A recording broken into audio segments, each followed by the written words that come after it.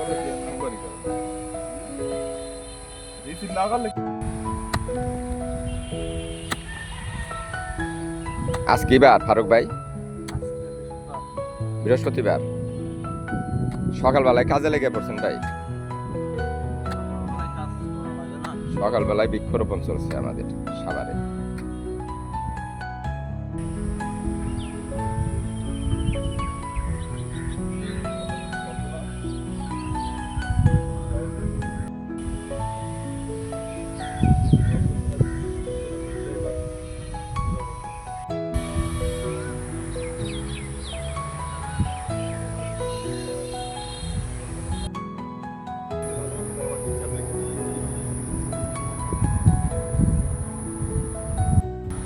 সুন্দর সকাল, সাভারের সকাল, সাভারের কৃষি। মাঝে মাঝে কৃষককে ওই দেবে।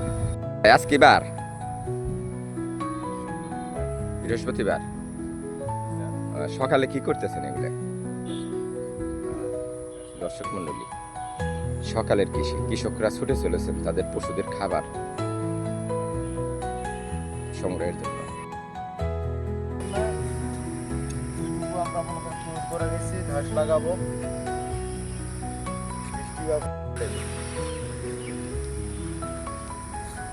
ভাই এগুলো কি করতেছেন ভাই?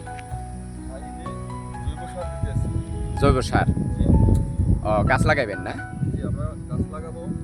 কালকে বৃষ্টি হয়েছে, আজকে মাটির উর্বরতা বৃদ্ধি আছে, এই সুযোগে আমরা গাছ লাগাই।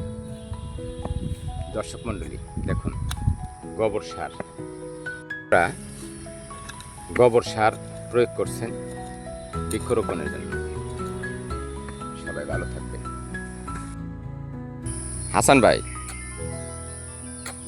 ভাই আজকে এত সকালবেলা কাজে শুরু করছেন ভাই, আপনারা কি প্রতিদিন সকালে কাজ করেন?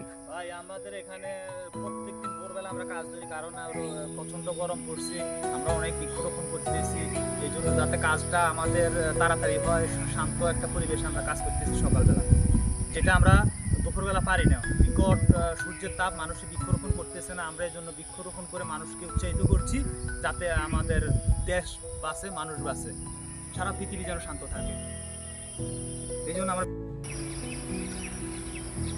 কর্মকাণ্ড আপনাদেরকে অনুপ্রাণিত করবে আশা করি।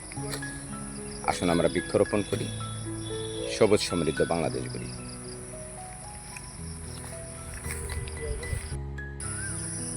হাসান ভাই, আপনি বৃক্ষরোপণ করে তো যথেষ্ট সফল মনে হচ্ছে, তো আপনি সকালবেলা, বৃহস্পতিবার সকালবেলা আপনি বৃক্ষরোপণে কৃষকদেরকে নিয়ে কাজ করছেন, তা আপনি একটু সবার প্রতি একটু আহ্বানটা একটু বলেন তো ভাই। সবার প্রতি আমার আহ্বান হলো, আসুন, সোনালী মাটি আমাদের জন্য অপেক্ষমান, মাটি ছাড়ছে বৃক্ষ, বৃক্ষ মানে গাছ, চারা গাছ থেকে চারা যেমন গাছ হয়ে ফল ধারণ করে, ফলটা আমরা নিজের পুষ্টি চাহিদা পূরণ করি এবং দেশের পুষ্টিতে আমরা সেটা বিদ্যমান চলমান রয়েছে।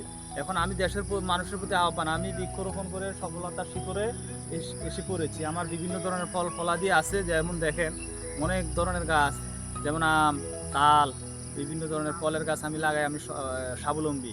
আমি দেশের মানুষকে বলবো, আসুন বৃক্ষরোপণ করি, দেশ বাঁচাই, মানুষ বাঁচাই, পরিবেশ শান্ত করি।